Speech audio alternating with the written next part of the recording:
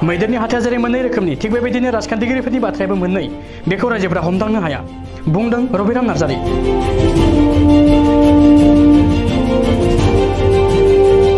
22 नं कक्लाबारि बियाबनि सिङाव थानाय 2 नं हासरा गामियाव बिपिएफ दोलोनि बिसायख'थियारि फोसावदिं मेल जानानै थाङो। बे हाबाफारियाव गाहाय आलासि महरै नुजाथि फैयो सोनाब क'क्राझारनि एमएलए रबिराम नार्जारि बिथाङा।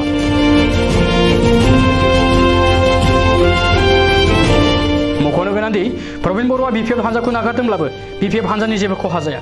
राजखान्थियाव हाबलाय ओंखारलाया गोदोनिफ्रायनो दंखायो। 22 नं कक्लाबारि बियाबनि उफ्रा बिसायख'थिया जोबनाय लोगो लोगोनो फिन बिपिएफ दोलोनि सरकार फैफिनगोन।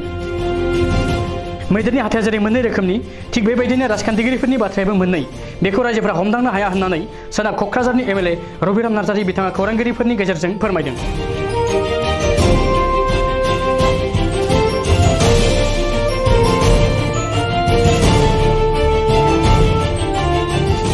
नागारनानै रिजाइन होबाय बे समाव नोंथाङा मा बुङो? राजनितियाव बिबान एंगारनाय पार्टी नागारनाय बे जाफेरि घटना नङा आरो बेखौ लानानै खुनु गोनो गोथो जानांगौ गैया नार्भास जानांगौ गैया आरो बेखौ लानानै जेबो जोंनि गेजेराव गुलाय गुजाय जानांगौ खोथा गैया। सोरबा थांगोन सोरबा फैगोन बे राजनिति दलफ्राव जाफ्लायबाय थानाय मोनफा मोनफा घटना गिदिर गिदिर हान्जायावबो बेबायदि घटनाया जायो। कंग्रेस आइनि दिनै गोबां गिदिर गिदिर नेताफ्रा बिबान एंगारगासिनो दं। कपिल सिब्बाला दिनैहाय कंग्रेसनि बिराद गिदिर सासे माने नेता बिराद गिदिर बिबानाव थानाय सासे नेता मन्त्रि जानाय केन्द्रीय मन्त्रि बेबायदि नेतायाबो दिनै कंग्रेसखौ गारनानै बबेबा समाजवादी पार्टियाव हाबदों एमपिनि कन्टेस्ट खालामदों। बेबायदि दिनैहाय माने मा होनो जोंहा केन्द्रीय सरकार सालायनाय मन्त्रिफोरनि गेजेराव गोबां कंग्रेसनि बिजेपियाव हाबफैनाय अनेक दं। दा बेबायदिया जागोन बेखौ लानानै खुनु गुलाय गुजाय जानांगौ गैया सन्देह जानांगौ खोथा गैया।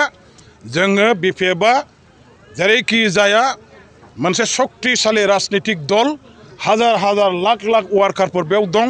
बेयाव साफा सानै गुगालांनाय सानै साथाम गुगालांनायजों बिपिएफनि बाख्रिया खुनु दिन खालि जाया। बे शक्तिशाली दल हिसाबै रायजोफोरनि गेजेराव दं आरो रायजोफ्रासो आसल नेताफ्रा खुनु दिन आसल नङा। रायजोफ्रा जेसे दिन थागोन बेवहाय जोंनि पार्टी बा जायखिजाया दलखौ रावबो सोमावनो हाया। सोरबा साफा सानै नेताया बावहाय गाव थांदों होननानै रायजोफोरखौ नस्थ' खालामनो हाया। गतिके जोंहा बेवहाय दिनै दाबो मजबुत शक्तिशाली आरो बेनिख्रुइ बांसिन शक्तिशाली जानो थाखाय जों दा खामानि मावगासिनो दं। बिपिएफनि सरकार हाग्रामा महिलारिनि दैदेननायाव बिटिसिआव गिदिंबोफिनगासिनो दङ। दिनैनि इउपिपिएलखौ आइ आफा रायजो राजा बिटिसि बासिया बिथांमोनखौ साबजायाखिसै। बिथांमोनहा गावसोर जबान होनाय समायखिरा लानायखौ मोनसेबो मावफुंनो हायाखिसै। साख्रि बाख्रि वान भट वान जब दिनै मोनसेबो गैया। दिनैहाय दुर्नीति मुक्त बिटिसि बानायनायनि स्ल'गान गावसोरनो 40% 30% लानानै दिनैहाय बिटिसिखौ सालायगासिनो दङ। दिनै पिएमएवाइ न' एमजेएनरेगानि माने आसनिनि फैसा दिनै बिथांमोनहा लुटपाट खालामगासिनो दङ। मोनसेबो खामानि गैया। आसाम सरकारजों दिनै नातार सुनानै बोगथिं जानाय पंगु सरकार आथिं आखाइ बुफाय जानाय गोदोना हास' जानाय बायदि सरकार बेबायदि सरकारखौ दिनै बिटिसि बासि रायजो राजाफ्रा जोंनि आन्दोलनकारि आइ आफाफ्रा रावबो दिनैहाय माने मोजां मोना आरो बेखौ नासयबाय। बेनि थाखाय जायगा जायगा दिनै बिथांमोनहा नैबे कक्लाबारि समस्तियाव जेला केम्पेइनाव थांदों रायजोफोरजों बिथांमोनहा हाबहोजायाखै होसोहरजादों। बेबायदि गोबां जाथाय दं। गतिके जों बिपिएफ हान्जाया शक्तिशाली आरो कक्लाबारि समस्तियाव शंकर बसुमतारिया जेरैखिजाया देरहागोन आरो बेवहाय खुनु सन्देह गैया। प्रबिन बर' दोलो नागारनायाव जेबो खहा जागोन? जेबो खहा गैया। प्रबिन बर' केने प्रबिन बर'नि सोरबा देरसिन नेताया थांबाबो बेवहाय जेबो सन्देह गैया जेबो खहा गैया। रायजो राजाफ्रासो आसल राजनितियाव सोरबा बेक्तिया सोरबा नेताया नङा। रायजोफ्रा जोंजों दं।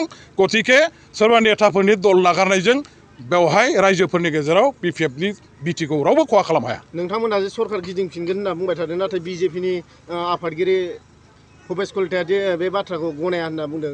इउपिपिएल दोलोखौनो 5 बोसोर सरकार खुंहोगोन होननानै बुंदों। मा बुङो? राजनितिनि भाषाया जेब्लाबो मोननै।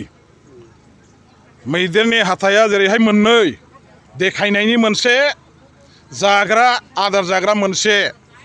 दिनै मित्र जटनि सरकार सालायदों हिसाबै बिथांमोनहा उफाय गैया बेखिनि बाथ्राखौ बुंनानै गावनि मित्र गोष्ठीखौ शान्त होनांगोन खिन्थु दिनैहाय मित्र गोष्ठीनिनो जायफोर नेताफोर जायफोर हान्जानि दैदेनगिरिफोर दानि UPPL सरकारनि कार्यकलाप दैदेननायखौ बिथांमोनहानो सिंजों मोजां मोना आरो नङाब्ला दिनै बिथांमोननिनो हान्जानि MCLA EMफ्रा UPPLनि MCLA EMफ्रा खुला खुलि भाबै हाग्रामा महिलारिखौ समर्थन खालामनानै BTCआव सरकार लाबोफिननायनि बे आलाप आल'सना मानो जानांगौ दिनै सोरबा नेताया बादा होबाबो जानाय नङा सोरबा नेताया हमथाबाबो जानाय नङा जुदि MCLAफ्रा EMफ्रा गावसोरनो जुदि बै हान्जाखौ नागारनानै बै हान्जानि हुइपखौ नेवसिनानै जुदि हाग्रामा महिलारिखौनो लानानै जों सरकार बानायसै होनोबा हान्जाखौ गारनानै फैनानै ज' सरकार बानायफैबा सोर नेताया बेखौ मा बुंनो हागोन गतिके बेवहाय जों डिटारमाइन